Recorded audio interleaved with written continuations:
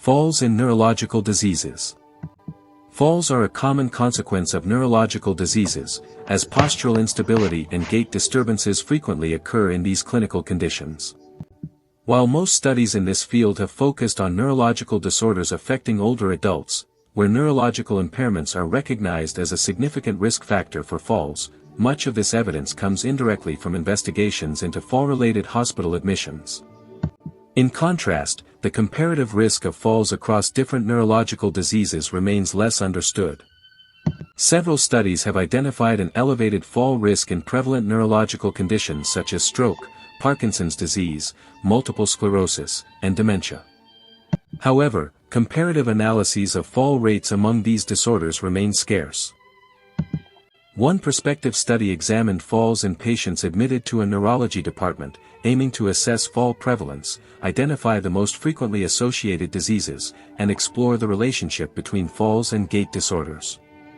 Of the 489 participants, 34% reported at least one fall in the preceding year, a rate nearly double that of a community-based population of similar age. Notably, 16% of fallers, 7% of the total cohort, were hospitalized due to a fall.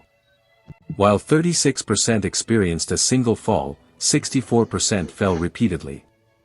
Fallers were, on average, 8 years older than non-fallers.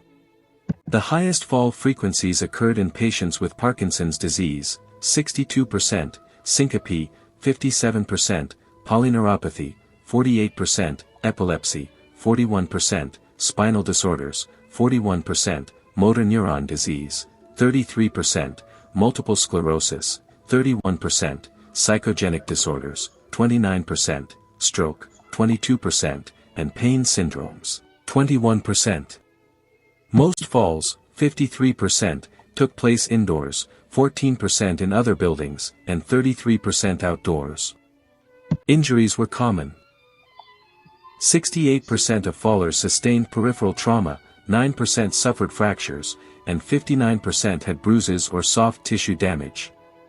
The most severe peripheral injuries occurred in patients with pain syndromes, Parkinson's disease, and polyneuropathy, while 5% experienced head trauma. Importantly, 55% of falls were directly linked to gait disturbances, with postural instability also strongly correlated. Both factors are hallmark features of neurological disorders. Medications such as antidepressants, antihypertensives, diuretics, and digitalis were identified as fall risk factors. Additionally, 30% of fallers used inadequate walking aids at admission, highlighting the need for better assistive device prescriptions. A potential limitation of this study is its focus on hospitalized neurological patients, who likely represent more severe cases within each diagnostic group. A separate prospective case control study compared fall risks among independent, community-dwelling older adults with various neurological diseases to healthy controls. Participants aged 60 or older included neurological outpatients and age-matched individuals from the general population. Over 1 year, 46.5% of neurological patients fell at least once, compared to only 16.1% of controls.